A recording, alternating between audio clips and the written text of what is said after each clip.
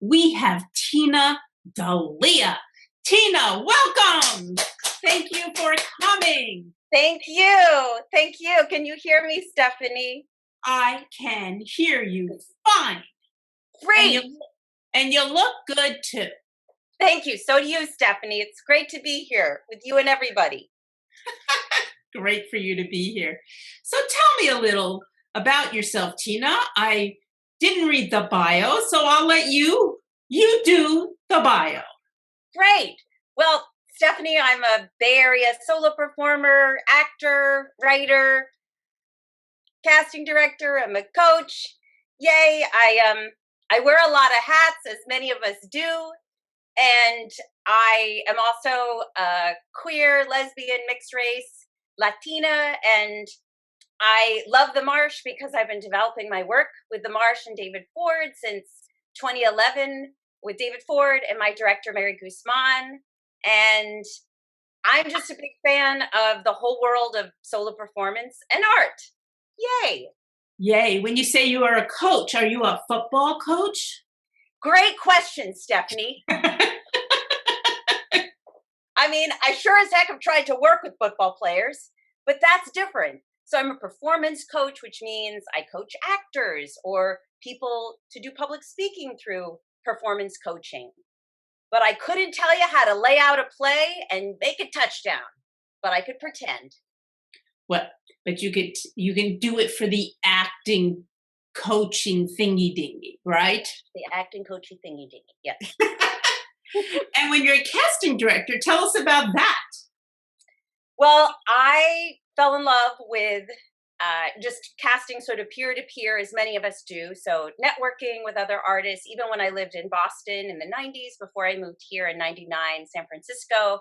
And I always wanted to sort of be officially a casting director. Yay!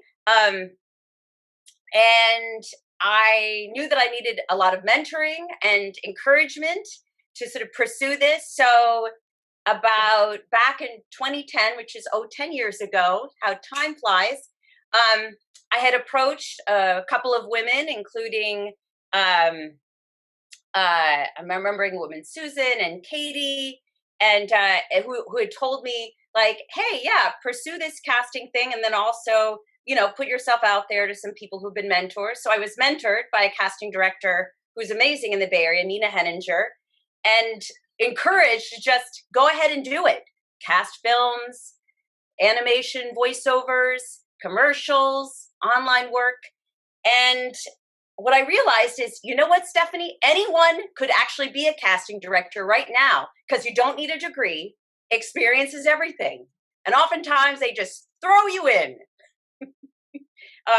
However, it's very helpful to be an actor. It's very helpful to be in the world of seeking casting. It's great to be able to be in classes and have an understanding of how someone, you know, gets up and sort of does a first run of their work, how to help make people feel comfortable. That would be, you know, actors.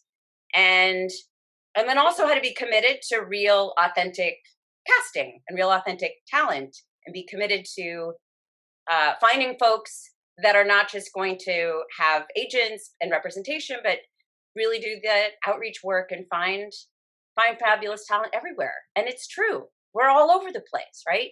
Good talent, good work, good people. So I love being a casting director as far as one of the many hats I wear. Great.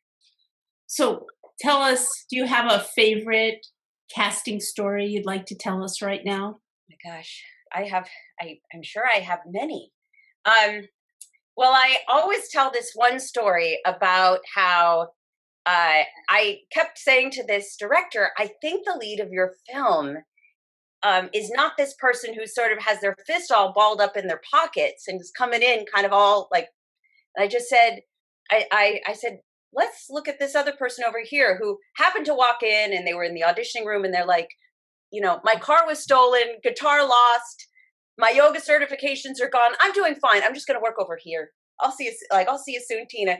But that person was able to let that go, walk into the room, and just have fun and connect. And I thought, this is what my mentor Nina had always said, right? So trying to be present for the moment, being authentic, saying, I'm just going to hold these other things at the door, these difficult moments, and just try to be present and have fun. And then boom.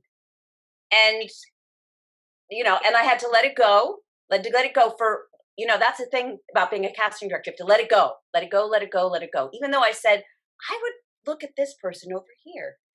You make your decision. I would let it go to this person. So it was one of my most favorite stories that, I would just wait, as the director would say, I'm not going to go with your decision. I'll go with my decisions. Okay, fair enough. Well, I think I'm going with your decision. I'm not going with your decision. I'm going with my decision. And so that's why people record auditions and they take time. And I always say to people, it's your choice. You take the time. And then came back in the 11th hour and said, I'm going with the person you suggested. Okay. I thought, it's a good thing that I've just learned from my mentor that you just turn it over and see what happens. But it's important to me to be clear about when I recommend somebody, even if I think someone's not going to say yes. Like I've made decisions on, there was a casting that was only involving sort of cisgender men. And I said, well, how about this non-binary person playing a cisgender person? And the casting was like, well, they were really good in the audition, so let's consider that. Like, I'm all about like, this is my job. Here's all this great talent. You look at the options. I'll just wait. If you want my opinion, I sure will give it. But turning it over. So how does that relate to you being a solo performer? Great question. Great question, Stephanie. Glad you asked it.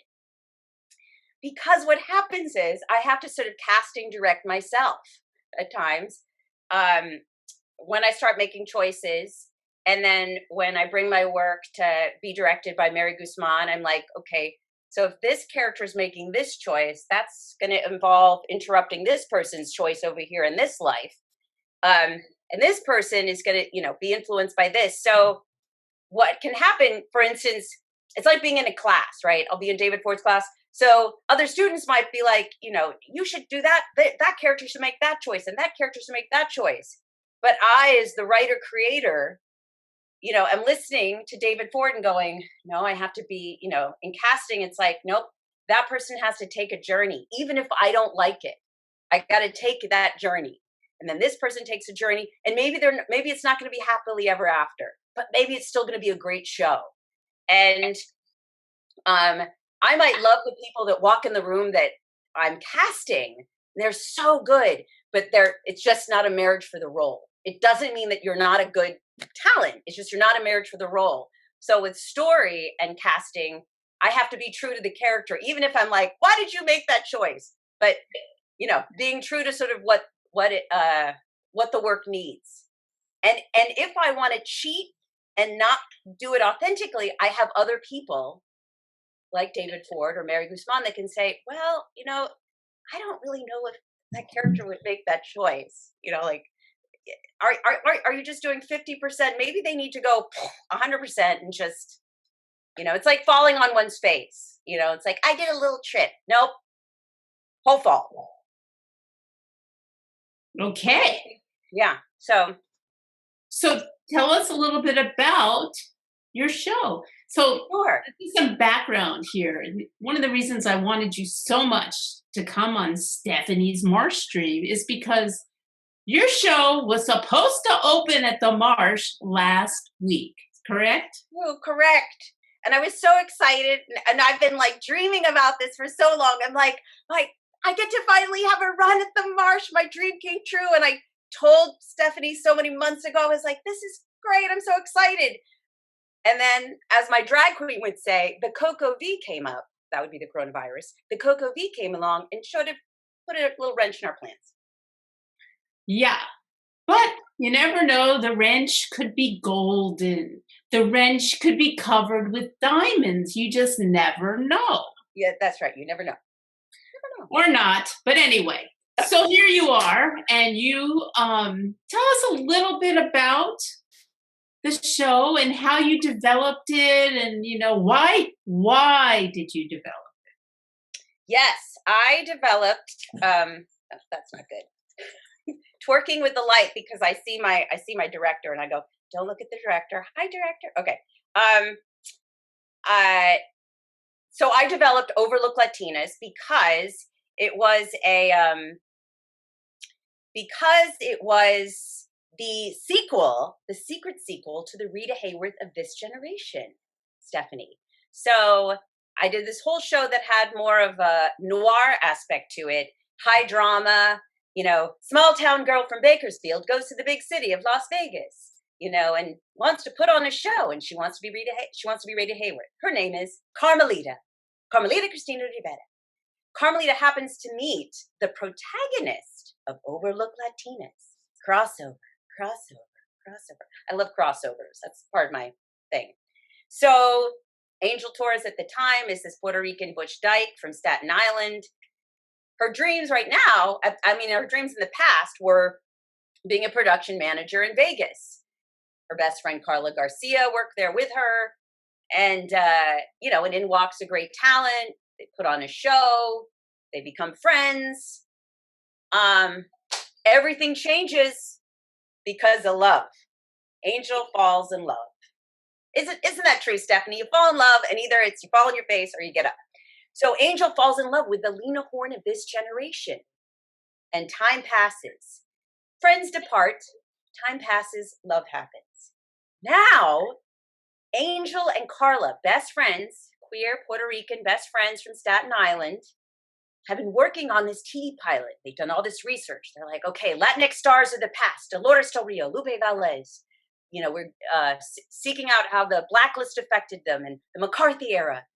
They wrote together this television pilot on the brink of 2021 with rolling in a new administration. Suddenly, all these networks are just beefing up their diversity talent series. So they submit their project. This is their big pitch because they're sort of in that, they've almost got the green light and they're going to go in and give their pitch. They're so excited because now it's January 21st, 2021. We're in the future and the future is better. The future is better. I just like to say the future is better. You can't thank me. You can only thank the characters. They know, I don't. So in 2016, I was in David Ford's class and I was writing Overlook Latinas. Happened to be on a Tuesday night. It happened to be the night of the 2016 election. Who remembers that day? I do. Okay. So that day inspired me to take this moment of Angel and Carla pitching. That was the day that I decided this has to be in the future. I can't be in 2016 all the time. I gotta be here. Which I will admit it's not very present, but some of us artists or people are not always present. And I wanted to bring hope. I wanted to bring some healing. I wanted to bring some laughter. And as I was working on the show, David Ford kept saying, isn't this kind of like this is like a screwball comedy or a farce? Yes, a farce, like a bedroom farce. Everybody has to, end up in the bedroom together. 7 people all, yelling and screaming and, and drama and who's having sex with who and who's lying. And I thought, this is great. That's exactly what I'm doing. And then my friend Carolina Morales, who's my queer Latina consultant in the theater, said during my stage reading at the Bravo, she said, this is a queer telenovela. This is like the queer telenovela of our time. And that was it. Mary and I were sold. We're like, that's it. That's how we're marketing the show. So I think I've been living with some of the characters for a long time. And just part of the inspiration behind the show is while I was doing research is I always knew, even in the 90s when I was researching Rita Hayworth, that we don't pay attention to artists of color and how they were affected in the blacklist. And even if they quote unquote made it in Hollywood, we don't hear the stories about the bisexual socialist who was deported during the McCarthy era. We hear more about the Hollywood 10.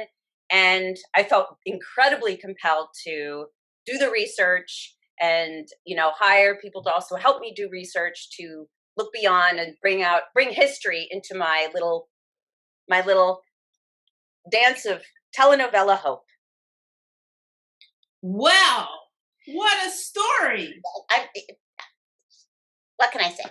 And how many characters are in there? There's 12 characters total. And Today you'll see 4. What'd you say? I'm sorry? I'm sorry. There's 12 characters total. Today you'll see 4. We're going to see 4 today. for today. Do you want to show us the 4 now? Do your excerpt right now? I can do my excerpt right now, by golly. Let's see it. Great. Tina. All right. Just 1 second, I'll take the glasses off.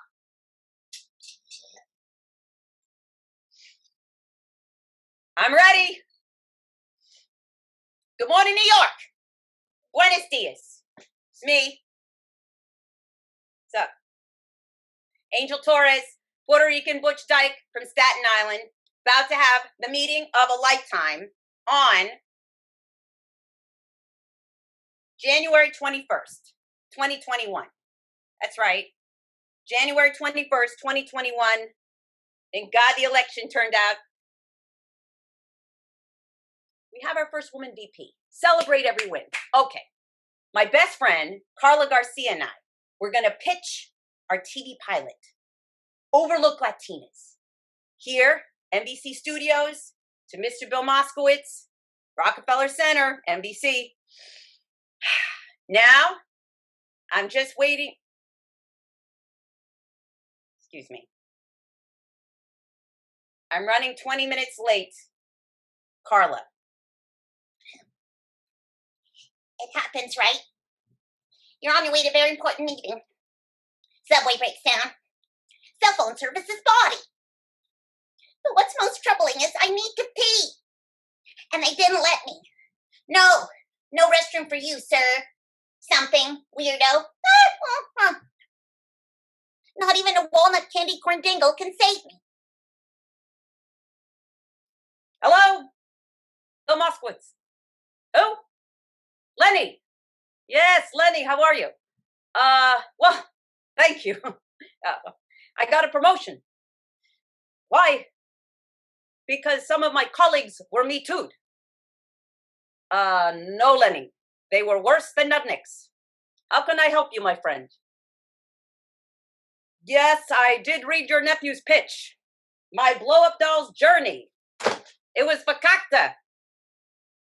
Not Picasso, fakakta. Okay, thank you. Shalom, goodbye. Judy! Who do we have next? The Diversity Grant people. Splendid. Could you be more specific? Dude, what happened? Well, subway breakdowns. I needed to pee. Then they thought I was Jose Rodriguez, the FedEx guy at security downstairs. You're not wearing the uniform. I know. Bizarre misunderstanding of person. Another thing, Angel. These matching Yankee jerseys are ridiculous. I mean, they're itchy and my sports bra's crushing. I can barely breathe. We can, switch bras in the women's restroom. No more restroom trauma. Thank you very much. We have 30 seconds. Okay, look. Moskowitz loves the Yankees. You look great. Let's just make the magic happen, okay, buddy? All right. Hey, I'd like to thank you, Mr. Bill Moskowitz, for inviting Carla Garcia and I here to pitch our TV pilot. Oh, I'm Angel Torres. This is Carla Garcia. We won the diversity grant, sir. Where are the lesbians? You two are like a pair of Puerto Rican teenage boys from the South Bronx. Yeah, just call us fellas, sir, like everyone else does. Fine, the fellas, okay. Namaste, Water Angel. No, thank you, sir. And you, Mr. Carla. Oh, thank you, sir. Angel, your pitch.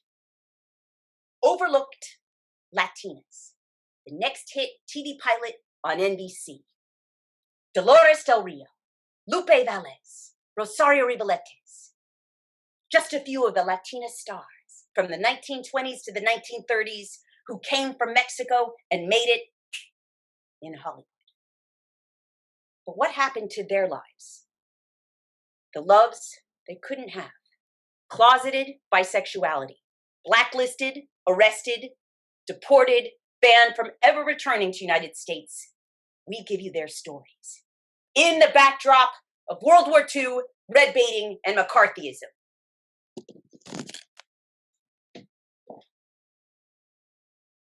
Oh, Angel and Mr. Carla, you want our network to pick up this Michigas? Okay. Let's start with a scandalous Hollywood affair, my friends, or a carefree Latin lover. Is there a Scientology angle anywhere? Not really a Latino thing, sir. Overlook Latinas. See, the pilot, the title, it's perplexing.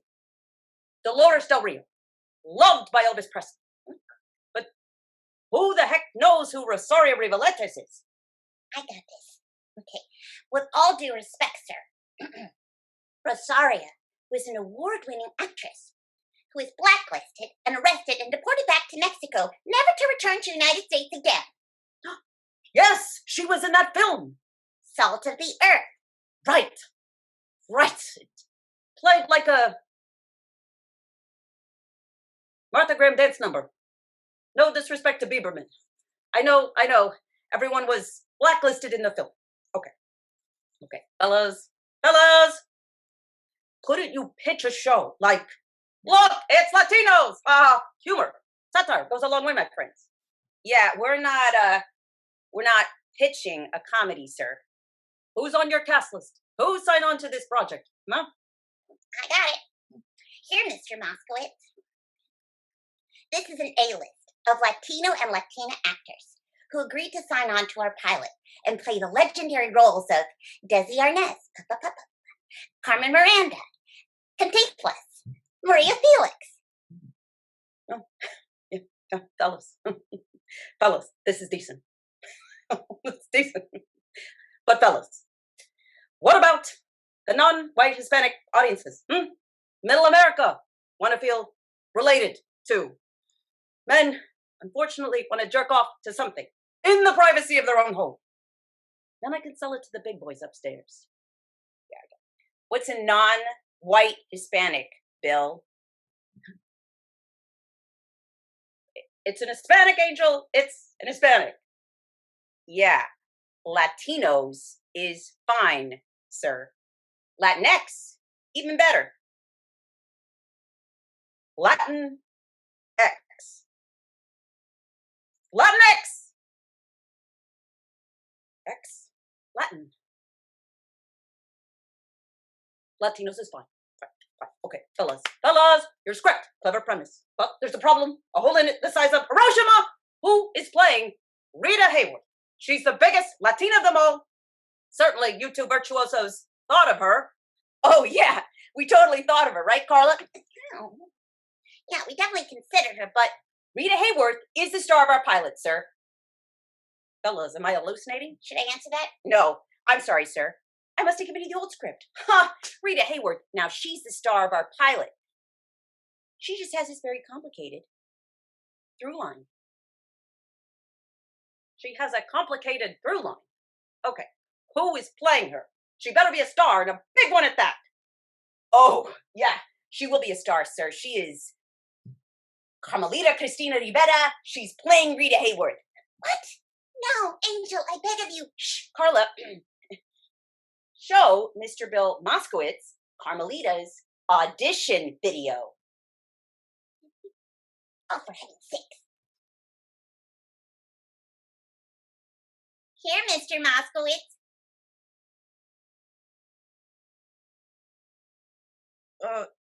This is Carmelita? Yes, that is Carmelita. She is an award-winning Rita Hayworth performer in Vegas. I mean, Carl and I worked with her for years. Oh, she is going to sell this pilot, sir. We're just negotiating with her manager and agent right now. This is Carmelita. She's Rita Hayworth in the flesh. Cha-cha-cha-cha-cha-cha-cha-cha. But this is her audition video? Yes, it is. It's brilliant. Here, Mr. Carlo. Okay. You two, get me Carmelita. First plane out of Vegas. From New York.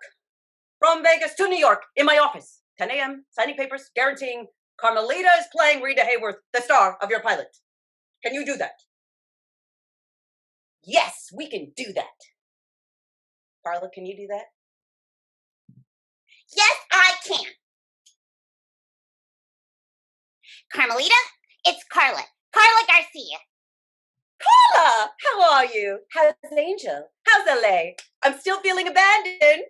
402, 403, 404. I'm counting pennies. Haven't been able to pay rent in 3 months. On my way to getting evicted. What's up? She'll be at the meeting, sir. Good. Get me that rewrite. I'll see you in the morning. Wow. Thank you. Thank you, Mr. Moskowitz. Carla? Yes. Thank you, sir. Angel, after you.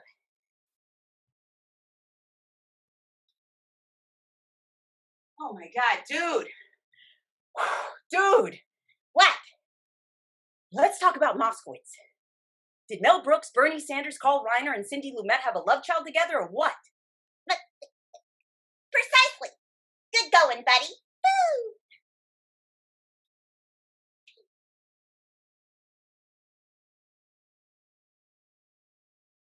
Angel? Angel? Angel! Jesus, Carla, what is it? What's wrong? My God, you're burning up. Angel, listen. When your dear wife Lena finds out we're working with Carmelita, she'll threaten to leave you. But listen, I know. Carmelita, Lita, they were jealous of each other, but that was centuries ago. What? 4 years! Exactly. Franco! Buddy, Listen.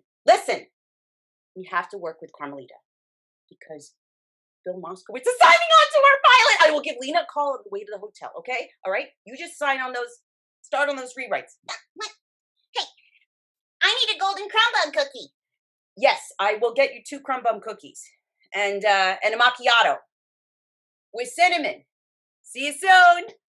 Oh, Jesus. Hey, honey. Hi. How are you? How's LA? The meeting. Oh, the meeting was great. Couldn't have gone better. What? Why does my voice sound funny? baby, this is like the best day of my life. Yeah, of course, marrying you was definitely the best day of my life. Endure first. Okay. So we are just waiting on Rita Hayworth star to sign on to our pilot.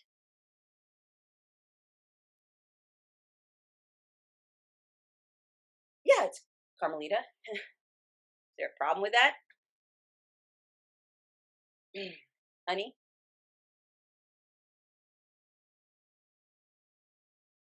Hello? Oh, crap. Thank you.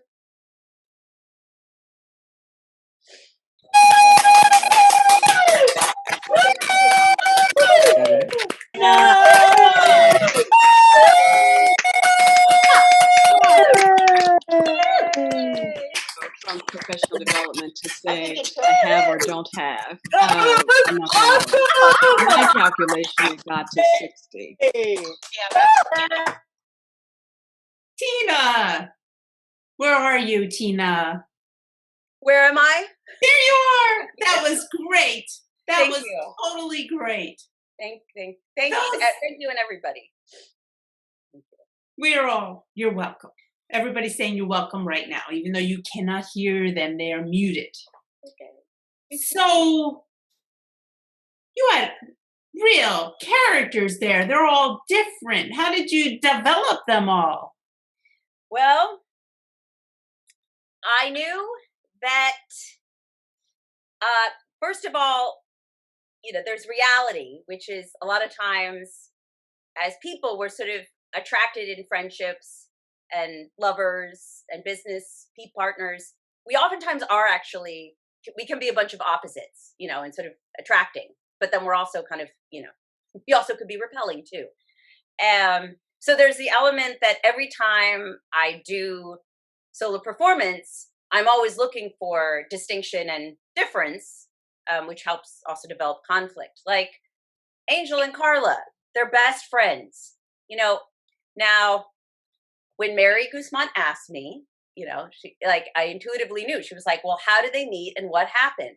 And why are they best friends? Why are they so distinct? And immediately I knew, and I went into the whole improv. Carla's 4'11". They tried to get the basket on the playground. They tried, couldn't make it. It was a little too tall, but they were also getting bullied. Now, who do you think helped run the school? Well, Angel Torres, right? Because Angel Torres knows that she's a badass mofo. Angel always knew that. I don't know why she knew that, but she and Carla are like two different sides and deeply love each other. And long story short, of course, Angel stood up to Carla, who was being bullied. Carla was never bullied again. At the same time, Carla, who has a heart of gold, is always taking care and kind of rescuing Angel. So, because Angel likes to do things that are going to create some problems too. And who do you think is the one that eats all the golden crumb bum cookies and gets nervous and scared for everyone? Well, it's Carla. So it was an intuitive choice to have them as best friends sort of take on a lot of opposites. Angel's an alpha. Angel likes to be the director that moves forward. Carla's like, I'm behind the scenes person. Sometimes it's like I'm the butler, but I still feel respected. I like to do things. And Angel's very much about, I'm an Aquarius, but it's like I'm a Leo and a Virgo and all those other goes all at the same time. Bill was really fun to create because I heard him so distinctly. And when I started being Bill, although people kept asking me, was he a specific sort of Jewish director, executive person?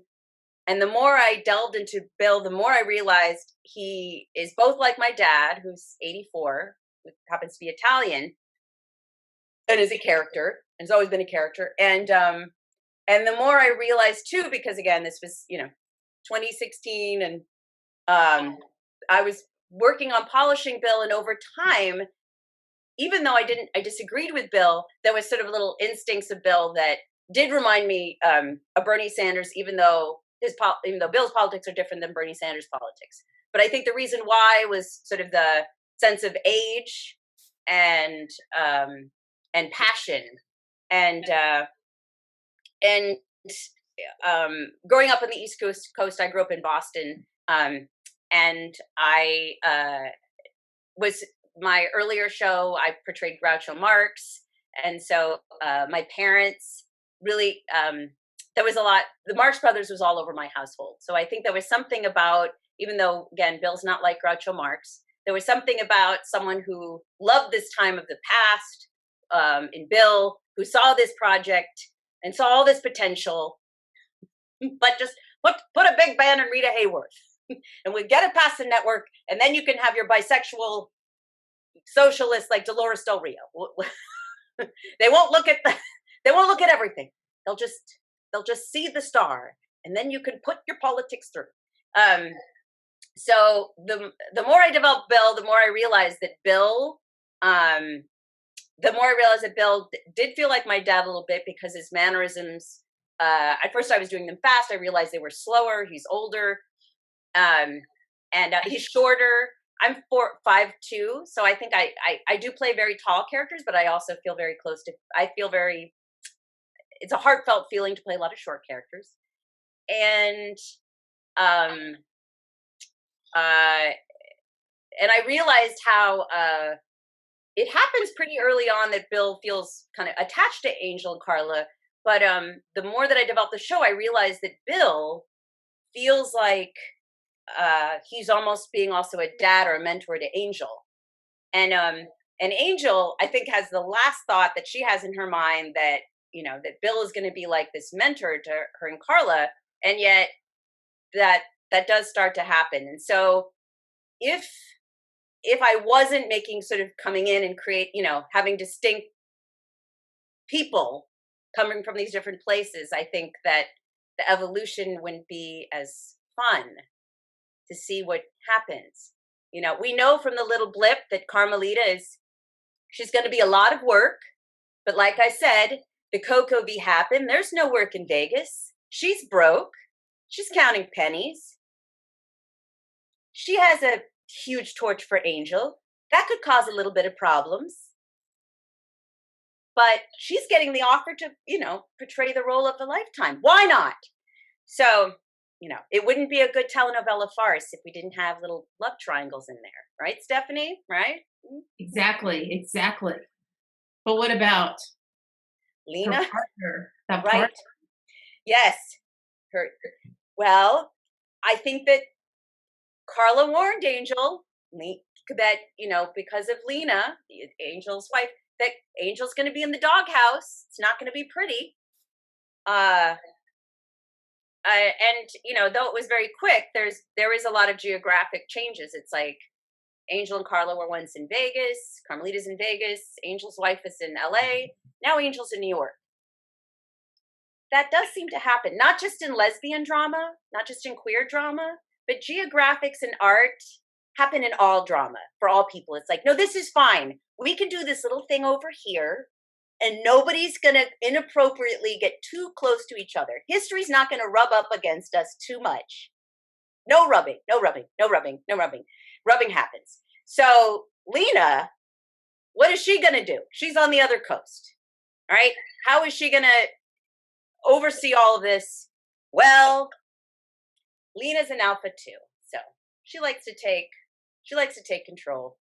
She likes to take, the cojones by her own hands too. I think that's why she and Angel got along. So there's nothing like a good telenovela farce to have two, fiery power femmes in the same room together. Which is going to be very stressful, and I'm just going to eat more crumb bum cookies. I can't take it. It's like they're taller than me, and they wear a lot of perfume. and I try to protect everything, Stephanie. I try to keep everyone at peace and all the drama at bay, and it's just. So there's that. That's just, one of the things. The other thing is they have to have auditions, and people are going to go in and sell it. Hot, sexy, amazing Latinx actors are going to sell it. Are you kidding me? Right? So that's just going to be more drama because, they're all in their prime, except for, Bill has been married, divorced, separated, reconciled. It's complicated. You hear what I'm saying, Stephanie. So, but everyone else is in their prime. There's a lot of, even though, yeah. But what's so interesting is the physicality. You're in this little Zoom box. Yes. All that physicality. How did you come up with these voices and this physicality and your characters? Well, what I always tell people, to be brutally honest, is that I first started taking sort of like acting, playwriting classes, a long time ago, but when I started working on solo performance, I started in Boston. And what was nice was the directors I had already worked with on the stage in one character who knew me, where it was very natural for me to sort of trust that when I started moving into changing characters, and creating props that are not there. The only prop I had was, the bad script that Bill didn't like. And to keep everything simple, just the two chairs, the water bottle, two chairs, great. So I think there's both sort of the intimacy of working with really amazing directors and coaches for a long time and getting into the details of space object work and like, no, you're sliding into that character, or those characters are getting fuzzy. So when I moved here to the Bay Area, I loved all of the solo performance and all of the art that was happening here. And I kept kind of gravitating towards people that were studying and the work they were doing. And the feedback that I got was that when I was fine-tuning my craft with my directors and working in class with David Ford and Mary Guzman, what I found was that it's just intuitive that if I'm rehearsing and specific, then everybody moves really fast. But if I'm not doing the work, then they get kind of muddly. And then it's like, but if I'm fine tuning everything, then it's really sharp. And I think that what happened in the specificity is, especially when I worked on my second show, the Groucho show, A Day in the Dalia Soup, what happened was that this character, Tina, was going to come out, and her grandparents were flying in from Cali, Colombia, and they're all going to meet at the Olive Garden, because that's where you bring your girlfriend Honey Bun, who looks like Benicio del Toro. But this character, Tina, was like, she was told to stay in the closet. And what happens when you're told to stay in the closet, when you're, from, Mexican, Italian, mother grew up in Cali, Colombia, what happens is you become Groucho Marx. Literally, not just figuratively, you become Groucho Marx. So Tina shows up as Groucho. Groucho's hitting on her mother. Groucho wants to push Tina's butch girlfriend out of the way. Everybody's entertained by Groucho, and Tina's like, this is a nightmare. Groucho's hitting on everyone. It's like a sexually harassing nightmare that is embodying Tina. Tina just needs to be herself. So what I wrote in the piece was, well, I have to be everyone at the dinner table all at once, right? So I've got to be grandpa, grandma, it's like, George, and, like, whoo, whoo, and, like, caramel, and just like, what's up? So I had to be everybody, 1, 2, 3, 4, 5, 6, about 7 people all at the table. And when I was working on it, I didn't know how it was going, Stephanie, but what I learned was it only worked, and it worked like as a farce, if everyone was distinct, and if I never cheated any single gesture and every voice, and that I'd have to do the gesture before I do the voice, and I have to introduce them by the gesture, whatever that was. And the more that I had it down, the more that I had a response from people. And then people kept saying, they're like, how do you do that? I feel like you're 7 different people. And I'm like, I don't know how I'm doing that. My director is just telling me. I worked with Ellen Sebastian Chang on Groucho, and I remember her telling me, being like, Groucho's bleeding into so-and-so. But once it worked, people kept responding and being like, this is great. And I thought, well, doesn't everybody do this in solo performance? How do you have a conversation, right? And they're like, well, so I realized, oh, this is my thing that I like to do. I don't want to get up on a stage and sort of say like, and then Sally came home. Hi, I'm Sally. That was it for Sally. Sally's done. It's just me. That's not my style. My style instead is like, it's like, here's a story with a bunch of people. Now I'm going to have to be all of them. How am I going to write that down? Okay. And then, well, you write it down, you be distinct. There's a lot of running across the stage, I will say. You have to be in good shape. And when I'm not, it shows, but it's okay. You take long naps. That's another way. That's how you also do it, Stephanie. Eat a lot of, I don't eat crumb bum cookies, but eat a lot of Think Thin bars.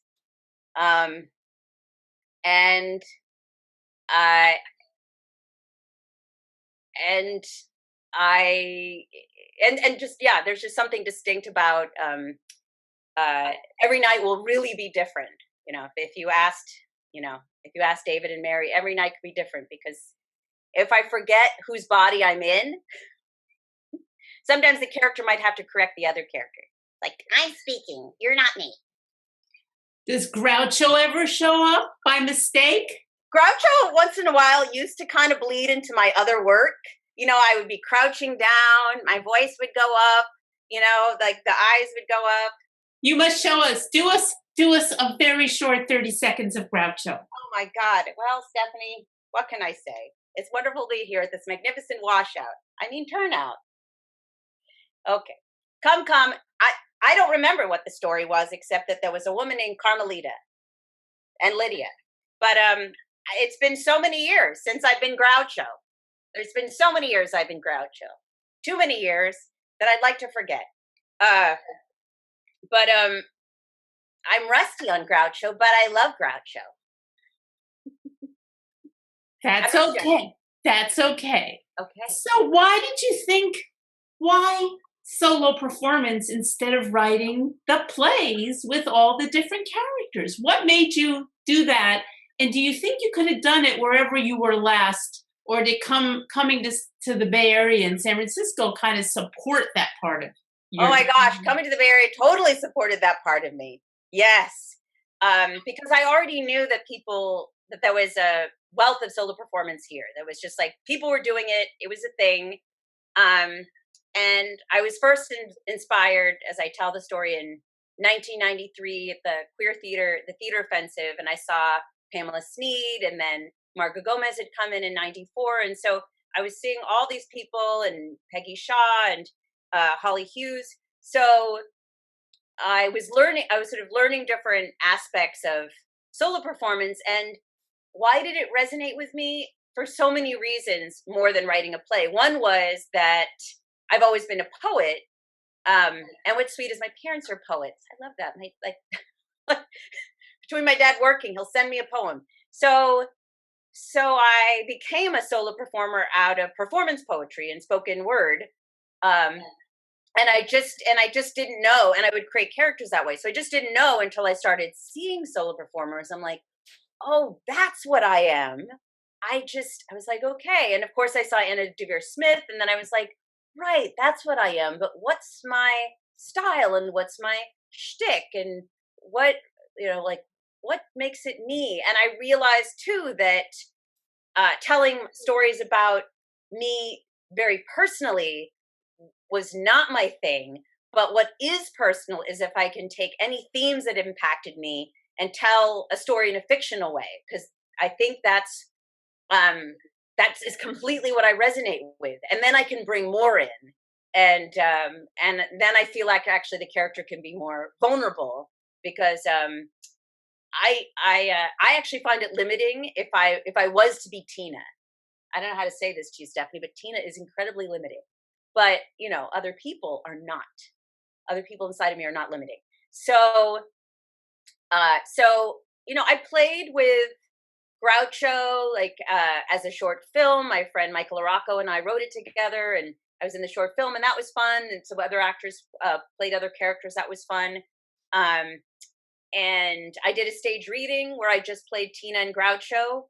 And, I did hear feedback from my friends, and I did take some time to pause and go, how was that? Did it have the same impact? Did I get the same satisfaction? Like, this is how I want to tell the story. And I wasn't able to quite have it land.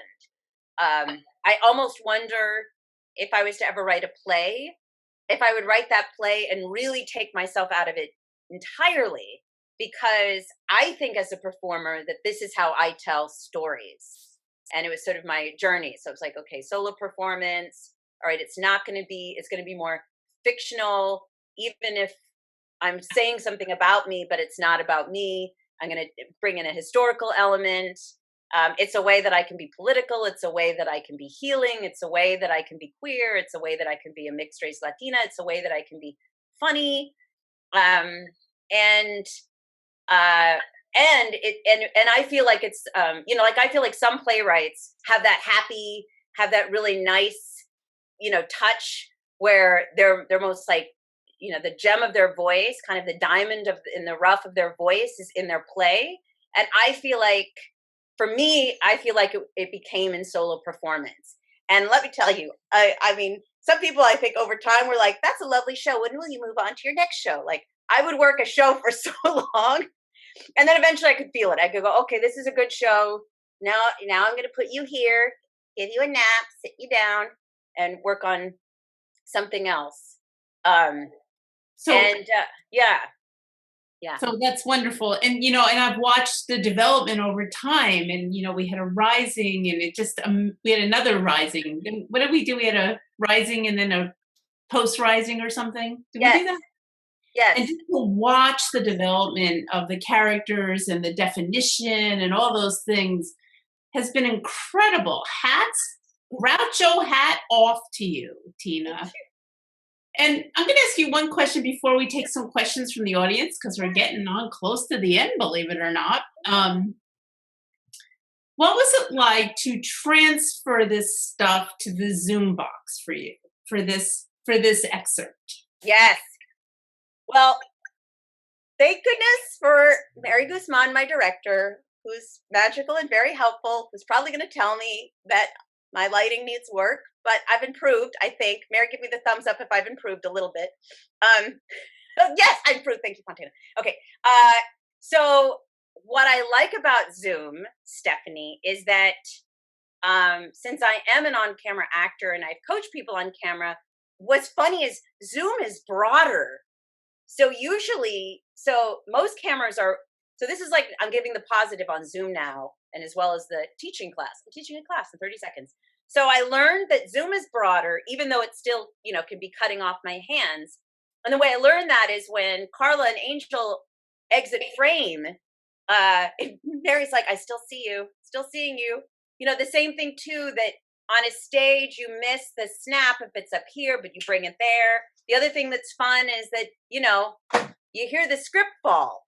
So it's sort of a way of feeling like you're, unless you feel that intimacy in a show on a stage, it feels a little bit like film where those things are comedic.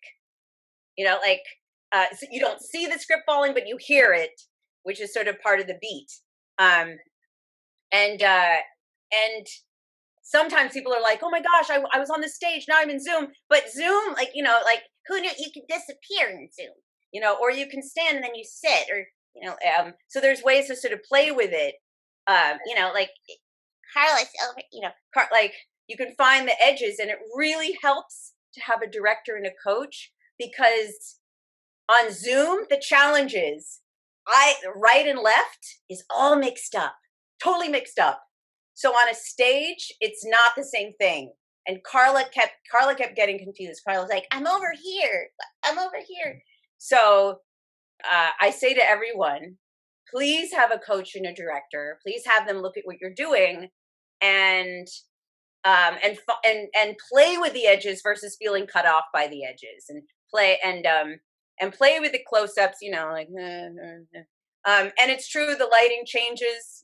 Daytime, night, but the other thing too is I'm on my laptop.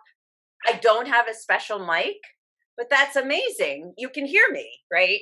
So it means that here is a vehicle, here's a tool that is more accessible to people that already, like have a voice or have been on the stage. So if you're thinking, oh my gosh, I don't have a camera, and then I don't have lots of lights, and I don't have a crew or whatever, I'm just here by myself. COVID-19. That's what I got. So the playing with Zoom and having somebody coach you, and there's lots of little fun things one can do, and who knows what's behind me? What is this, right? I think that's part of the magic of what happens. What is it? Did I forget that Christmas already happened? I got things hanging up.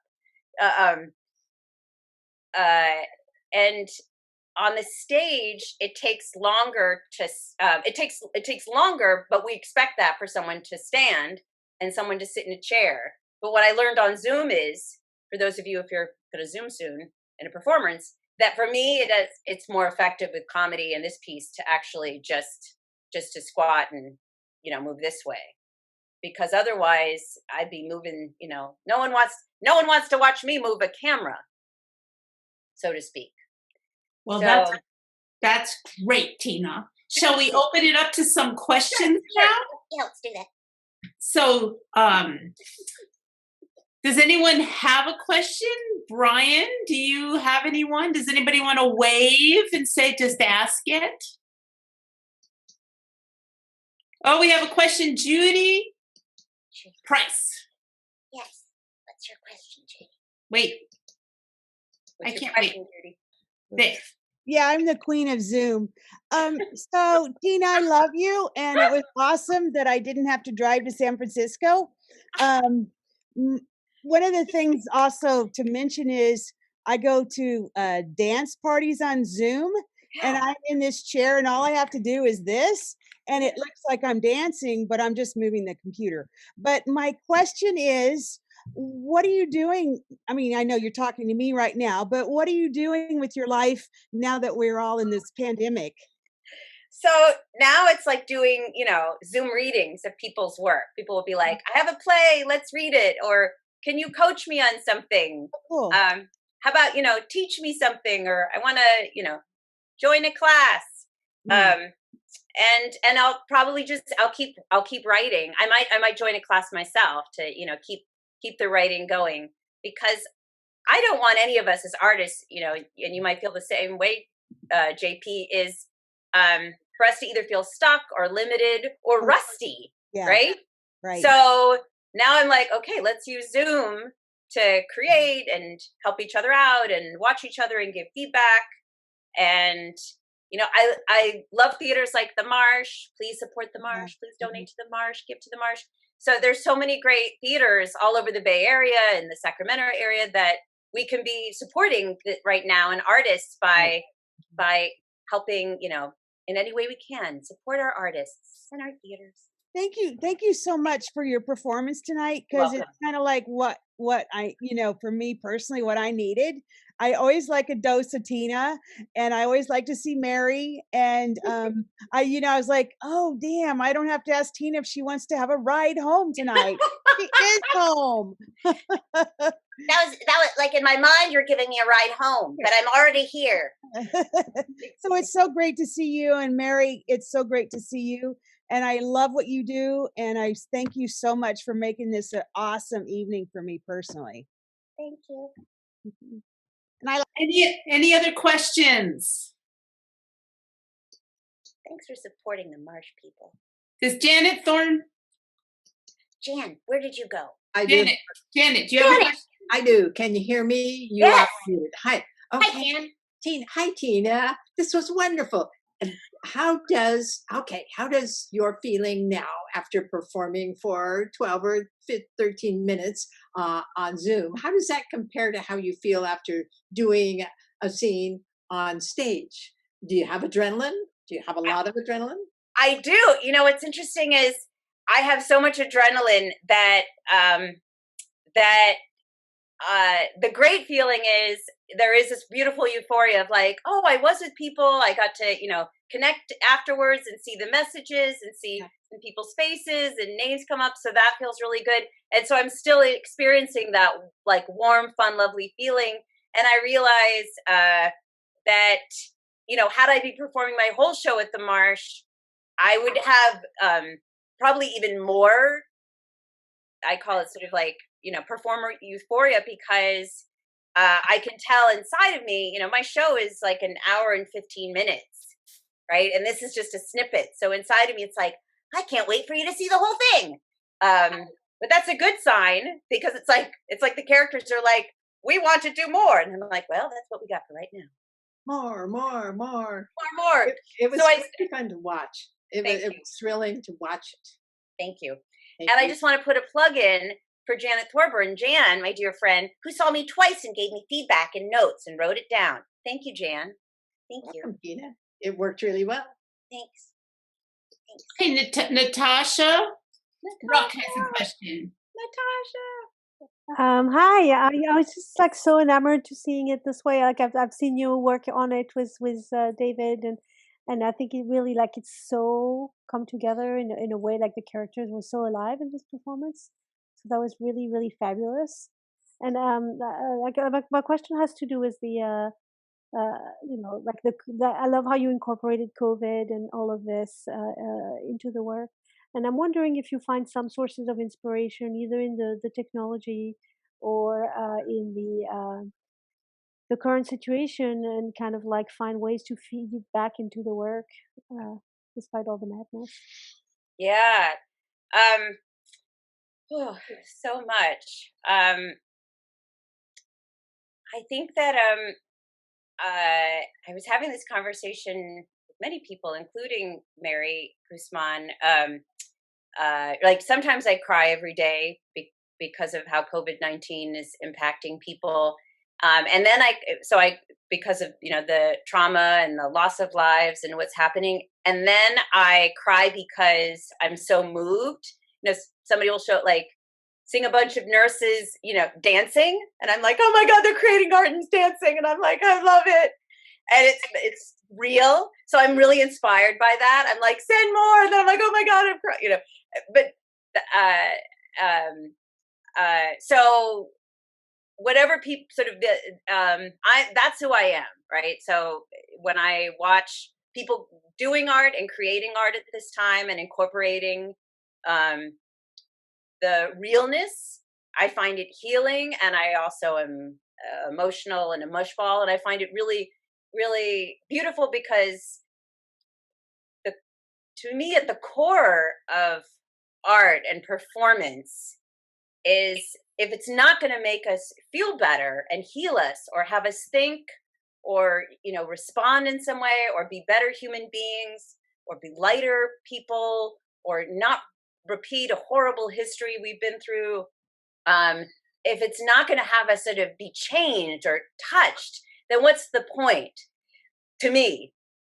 And so I feel like I've always come from that place when I see people's work and it moves me. Even if it's again these little videos, right? Like I have no idea what TikTok is, but everyone seems to be doing it. I see these amazing videos. I'm like, how do they do that video? That's incredible. And all kinds of videos, people sort of teaching things, right? There's movements and yoga and juggling going on and teaching and people doing, all kinds of snippets. And I love that, solo performers continue doing their work. So I find inspiration from everyone. And I was very inspired to see David Ford's class and to see your work, Natasha, and Janet's work, and Sarah Jane, and everyone in class, Laura Jane, excuse me, and everyone in class several weeks ago, because part of my life for the last 9 years has been on and off these certain points, being in David Ford's class and either going to a performance or being in a performance. And so there was something that touched me and inspired me and grounds me to be like, oh, either I'd be going to the march and seeing this and supporting it live, or I would be in it. I'd be a part of this. Okay, this is what we're going to do. This is what we're going to do. Like, okay, so, right, we can't hold hands and hug each other. And, so energetically, this is a way to do it. So I hope that answers your question. Thank you, Tina. I think, did you want to say something? Mary? Did you have your hand raised? Mary? I didn't want to say anything, but I guess I will. It was, Tina, you were amazing, as always. And I just want to say it's been my pleasure to be her director. She's flawless to work with. I don't know anybody that's doing what she's doing. Her ability to be in a room with these other characters and then I'm talking to each character as if they're a real person. So I'm like, I'll dress the character to her because I'm so with her in her creation of these characters. And I've never seen anybody. At one point in the show, she has 8 people in a room and they're all talking to each other. And you can clearly see them and you clearly know who they are and you clearly know who's who and what's happening and what's going on. And I've never seen anybody do that before. And it's always it's a gift for me as a director to be able to play in the big leagues with somebody this talented. So, yeah. Well, thank you. Tina. Yes. You're hearing such positive things about what you did, and it was wonderful. Thank you. I want to really thank you for joining me tonight on Stephanie's Marsh stream. Thank you so much. It was wonderful. Loved it. I have some closing things that Dan Hoyle will be with us next week, so hopefully you all come back and see him. Also, that I hope you will go to our tip jar because, as you can imagine, not a ticket sale is being sold, but we are doing almost as much work as we usually do on this March stream, with shows every night at 7:30, youth program at 4, and our fitness, etc. Zumba classes, which maybe, Tina, you'll help us with, do a Zumba class, as in ZOOM, not ZUM. We'd love that. So we need your support. Go to our tip jar. Go to our website. You can get it there. You can sign up and become a YouTube subscriber, because if we get enough YouTube subscribers, we can sell ads, which I know you don't want, but it's not such a bad thing. So anyway, for the March, we need some money. No money's coming in. That's all our income pretty much for our ticket sales. So anyway, Yes, yes, Tina? Give money to the marsh, please. Money, money, money. So thank you, Tina. Thank you, everyone, for joining us. Thank you, Be everyone. safe, be healthy, Thank you. catch our marsh streams. Thank you, everybody. everyone. Thank Tina. Thank you.